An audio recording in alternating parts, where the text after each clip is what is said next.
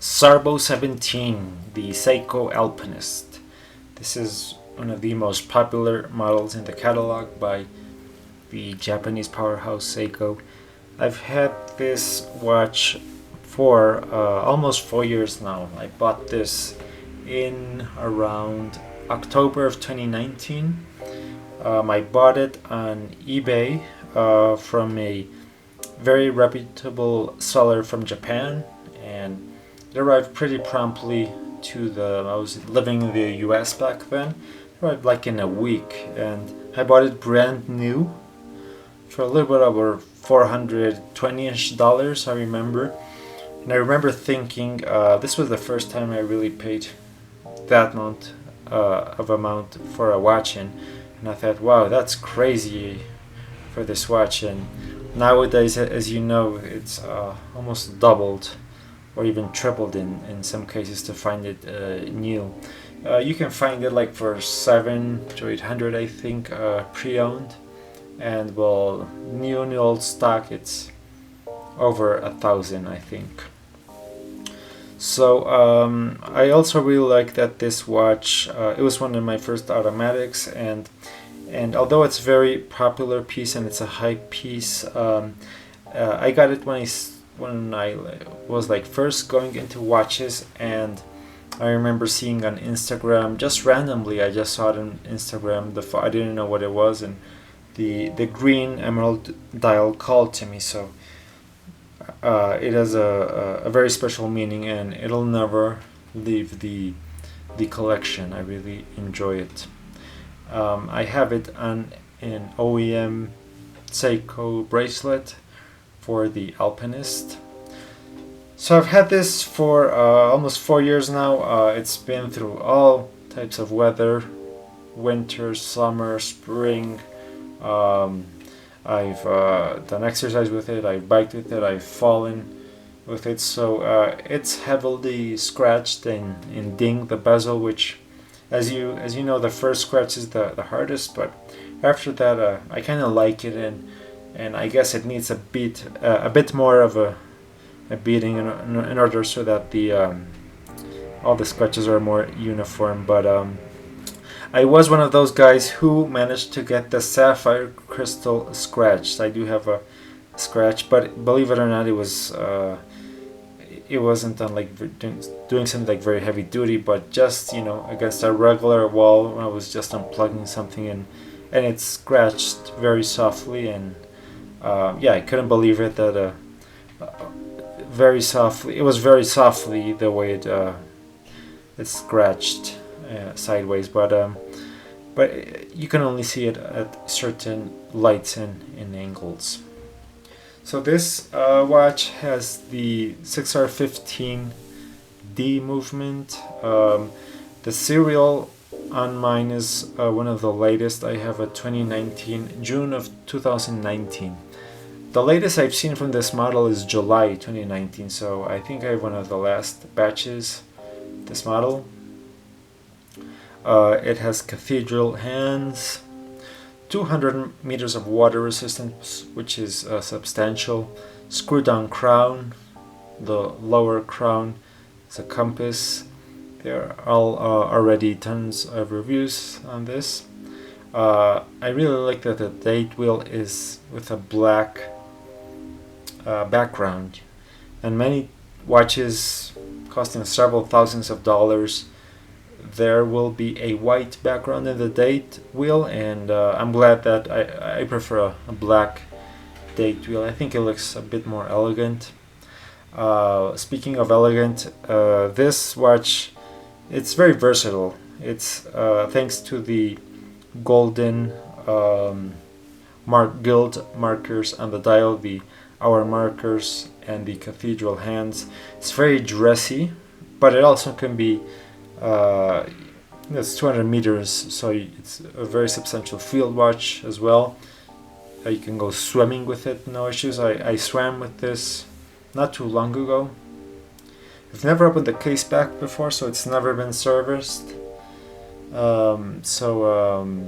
It's still running pretty well. At the beginning, it was pretty fast, something like plus 17-18 seconds per day, which is within specs of the 6R15. But as it settled down right now, last time I checked it was like 4 or 5 seconds per day, so it has gotten better throughout the years, but the 6R15 is a love or hate movement. Lots of complaints on forums if you read about this model. I think this model is a strap monster. It works well on leather. Speaking of leather, it comes with the infamous fox leather strap, which most people have it in NOS condition because it's so bad. So a lot of people change it on a brown leather strap, like a vintage style inspired strap. I think it looks great, but also on NATO's it looks great. And right now I have it on the OEM bracelet.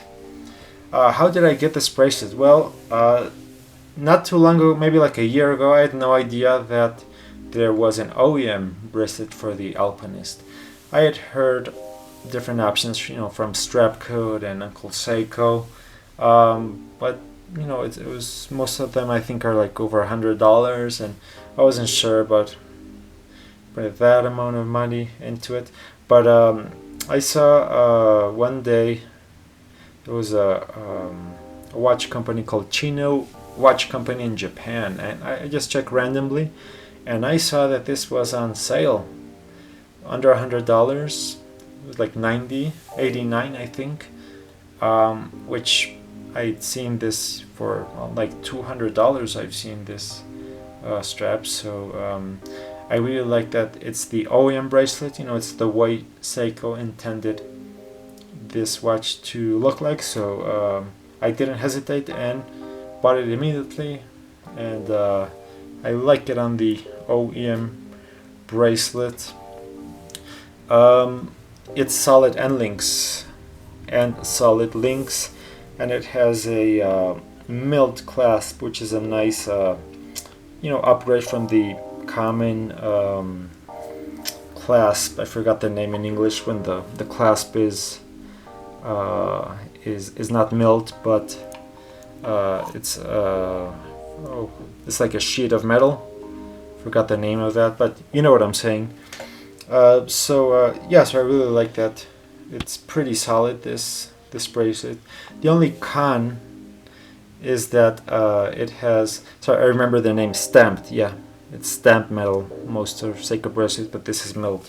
So yeah, I really like that it's solid, but it only has 2 micro adjustments, so that kind of sucks, but I have a nice fit on it, and it has a nice taper to it.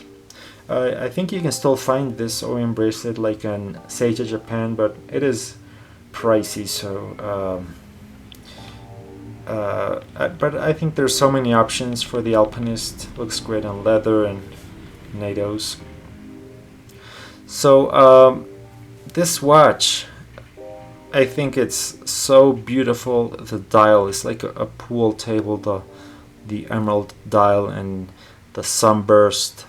I've gotten so many compliments with this watch, and I really like also that it doesn't have the ugly X Prospex logo that newer Alpinists have, and it has a nice display back, case back with the Alpinist logo.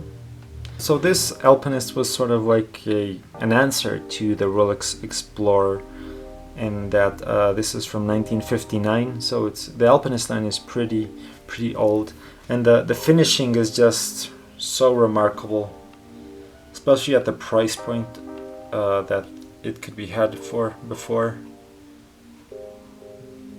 High polished bezel, the polish with the chamfers and the brushed bracelet is all brushed on this part, but towards the sides it is polished, so it kind of mirrors the Alpinist case, because it's polished at the sides and brushed on top, so that's a nice little touch. You can see that fabulous way the light plays. The only bad thing about sapphire is that finger smudges get in there. I think Hardlex is a lot transparent, but yeah, obviously sapphire is better. And this has a screw-down crown, but a signed crown. It's a nice little touch there. This is a JDM model, by the way. And parts have become harder and more expensive to find. I've been looking at maybe just to have an extra crown or gaskets, and they haven't priced. But you shouldn't have any issues with the 6R15 movement service later on. These are known to go on for several years, so parts shouldn't be that hard of an issue, especially in the US and the UK. Should be tons of watches available. I'm not sure if I'll ever send this to Seiko, to an official Seiko service center, because yeah, I've heard people with horror stories on that, so I might take it to my independent watchmaker. Here's the watch on my 6.5-inch wrist. This is a little bit protruding, this clasp. A lot of people complain about that. There's a wrist shot. So yeah, I'm very happy to have gotten this watch for the price I did 4 years ago, and as I said, I probably never will sell this. So please tell me what your experience has been with the classic and legendary Alpinist SARB017.